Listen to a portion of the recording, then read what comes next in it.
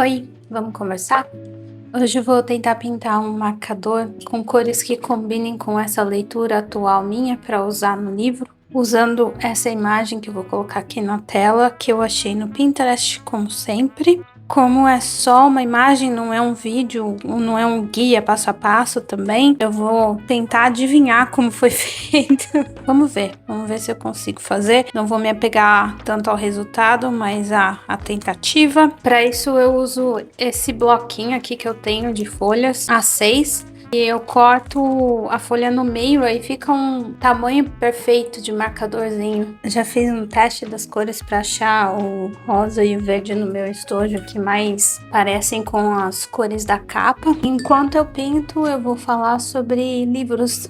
De novo, eu vou falar sobre um assunto que eu li numa newsletter recentemente, que me fez pensar muito. Eu tô sempre procurando materiais em inglês, vídeos, artigos, entrevistas, porque eu faço grupos de conversação em inglês. Com outras pessoas também são leitoras assíduas, então quase sempre faço questão de achar temas relacionados a livro, mercado editorial. E eu usei esse texto dessa newsletter chamada Learning Dispatch, de um autor e pesquisador em inglês, que eu gosto muito. Ele fala bastante sobre a importância de ler. Nessa edição específica, ele começa falando de uma entrevista que o Bob Odenkirk deu pro New York Times. O Bob, ele é o Saul Goodman de Breaking Bad e Better Call Saul. Ele deu essa entrevista falando sobre várias coisas, mas ele começa falando sobre a experiência de quase morte que ele teve, um ataque cardíaco, e que as pessoas perguntavam sobre essa experiência dele e ele não sabia explicar muito bem esse período de recuperação em que ele passou meio inconsciente, meio consciente, tentando entender o que tinha acontecido com ele, até que ele estava lendo um livro,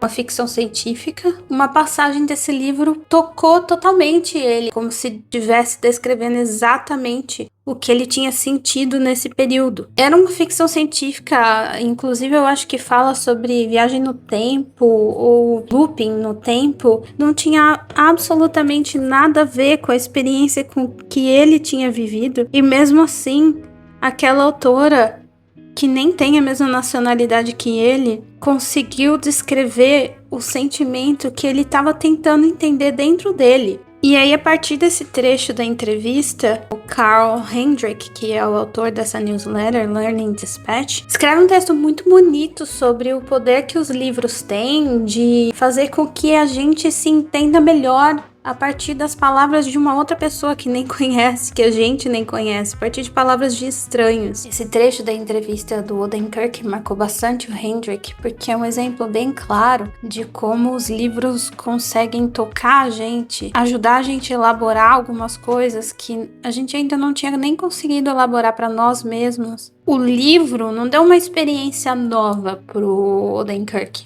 Ele deu uma forma do Odenkirk interpretar aquilo, deu uma linguagem para aquilo. E dessa forma acaba transformando a experiência dele ainda mais real, porque ele consegue ter uma maneira de explicar isso. Ler para ele, no caso, romances, né, livros de ficção, dá uma forma da gente articular nossos sentimentos, da gente conseguir entender melhor eles e ter uma linguagem para explicar aquilo, para expressar, e aí isso acaba tornando a experiência ainda mais real. E porque o Hendrick tem consciência disso, por ele saber essa importância da leitura por vários aspectos, mas também nesse de ajudar a gente a se autocompreender, ele se entristece de saber como que tá a cultura da leitura hoje em dia. A gente tá inserido principalmente no mundo online, em que tem texto em todos os lugares, a gente tá lendo o tempo inteiro, nos feeds, em redes sociais e tudo mais, só que é uma leitura superficial, uma leitura que não exige muito da gente. Ele fala que são fragmentos, são extratos, são resumos dos resumos. E ele fala também que esse tipo de linguagem, ela é despida de ambiguidade ou de resistência. E eu acho que quando ele fala isso, eu não sei se ele tá querendo dizer exatamente isso, mas eu mesmo, quando leio, penso nisso, nas nossas conversas com uma inteligência artificial, que elas estão sempre concordando com a gente, falando que a gente tá sempre certíssimo e que a nossa ideia é incrível. É uma leitura, são textos, né? Mas é uma leitura desprovida de ambiguidade ou de resistência. Tá sempre concordando com a gente. Aí ele fala que por causa disso, né, essas leituras que a gente tem feito o tempo todo, ela não treina mais nossa atenção, nossa paciência, nossa introspecção. Aí ele fala um negócio que eu vou ler na íntegra, que eu acho muito bonito. Só o romance é longo o suficiente, lento o suficiente e íntimo o suficiente para permitir que o seu interior coincida com o de outro. Não é bonito isso? Eu acho tão bonito. E ele acha que a gente perde muito quando a gente deixa de fazer esse tipo de leitura mais longa, mais lenta, que exige mais tempo da gente de interpretar, de elaborar mais os sentimentos que eles evocam na gente. Segundo Hendrick, esse tipo de leitura, né, a leitura de romances, é o tipo em que as frases de um estranho chegam carregando as palavras precisas que te faltam para explicar o que você mesmo sentiu. E eu adoro que esse texto que ele fez na newsletter, né, não é um romance, é uma mídia diferente, mas no fim ele acabou fazendo exatamente o que ele tá elogiando de livros, porque ele conseguiu colocar em palavras algo que eu admiro muito em leitura, algo que me faz ser tão apaixonada por livros. Uma das tantas coisas, né? Mas eu de fato acho muito bonito como um autor que não tem absolutamente nada a ver comigo, com a minha vida, que viveu coisas completamente diferentes das minhas, consegue colocar em palavras ou dar nome a algo que eu senti, a algo que eu vivi e que eu não saberia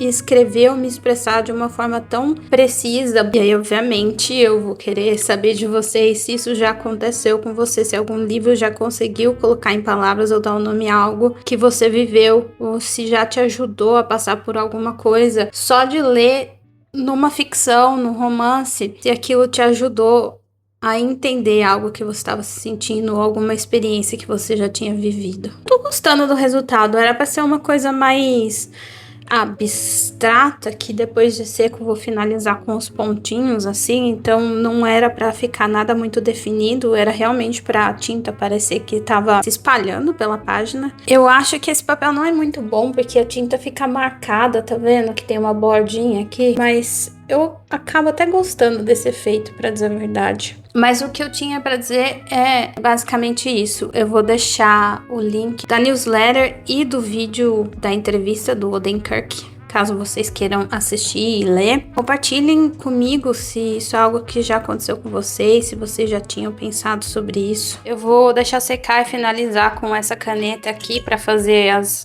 sementinhas. Eu coloco uma imagem quando estiver pronta aqui na edição, então vocês já vão ver o resultado. Só para concluir, o Carl Hendrick termina essa edição da newsletter falando que ouvir essa história do Odenkirk deixou ele bastante esperançoso de perceber que os romances ainda têm o poder de nos ajudar a compreender quem nós somos ainda hoje em 2026. E por mais que ler hoje em dia parece um ato de persistência, porque a gente tem que ficar lutando com estímulos constantes vindos principalmente do nosso celular, né? E a nossa atenção tá se esvaindo.